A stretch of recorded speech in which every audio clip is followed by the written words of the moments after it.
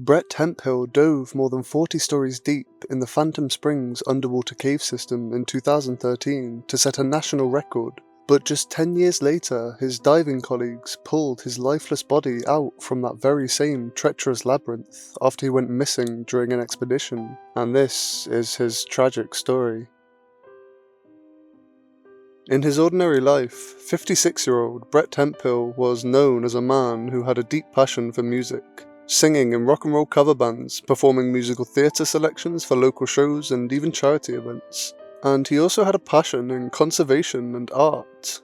His day job was as a window cleaner in Florida and could often be found hanging from downtown Tampa's skyscrapers. But within this seemingly ordinary man was a true pioneer, an avid explorer. And for Brett, his true passion was in cave diving.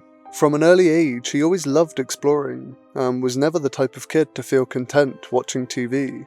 At the age of just 14, Brett had actually found an undiscovered section of a dry cave, and from that day his urge for exploration was ignited.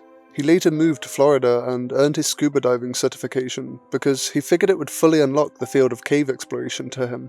And ever since then, he's devoted most of his life to diving and exploring.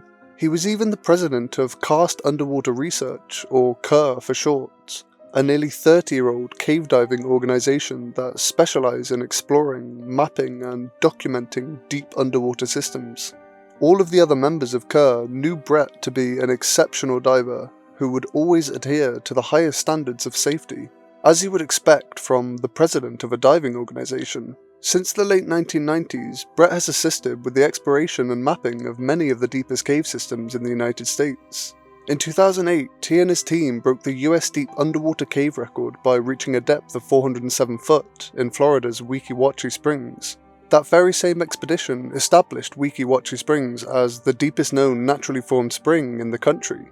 But just 5 years later, Brett shattered that previous record by diving to 465 foot at Phantom Springs in Texas. He went nearly 1.5 miles further into what is reputed to be one of the deepest, most elaborate underwater caves in the United States.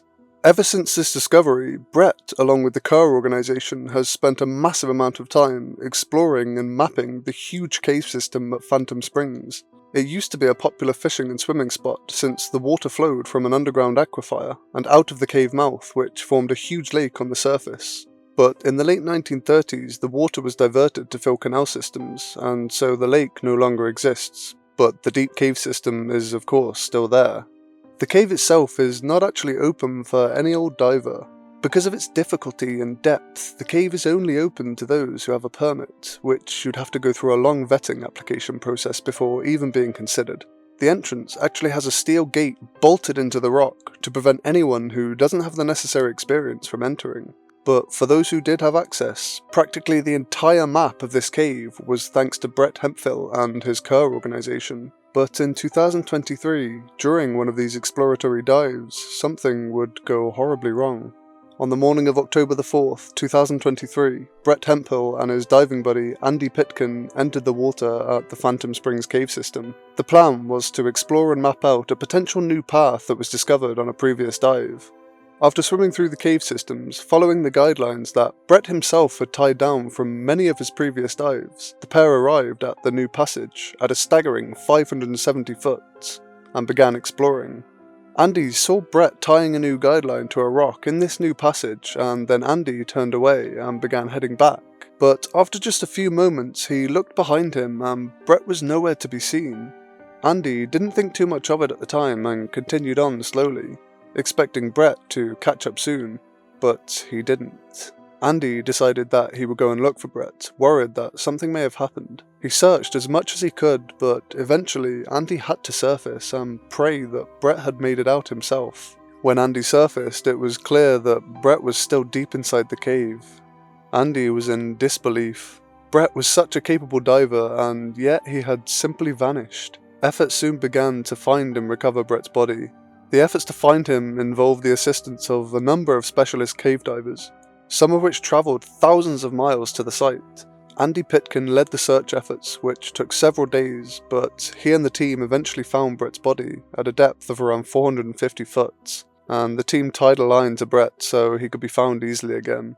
and on the following day, the recovery team dove into Phantom Springs to recover Brett's body. Firemen assisted in the recovery once the body had been brought to the surface.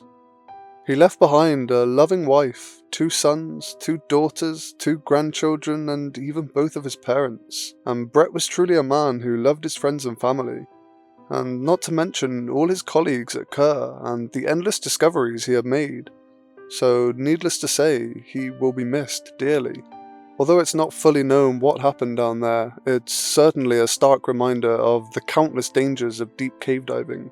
When it can happen to someone as experienced and safety focused as Brett Hemphill, it really can happen to anyone. But admiration must be given to these brave explorers who venture out where none of us would dare go. I would just like to say that I'm not giving up and we're not giving up. We're going to carry on in just the same way as Brett went on. It won't be quite the same without him, but we're going to keep exploring, we're going to keep finding cave, and we're going to keep documenting it and trying to preserve it. Thank you so much for watching, and if you did make it to the end, please consider subscribing, as I'd love to reach 1k. But until the next true disaster, it's goodbye from me.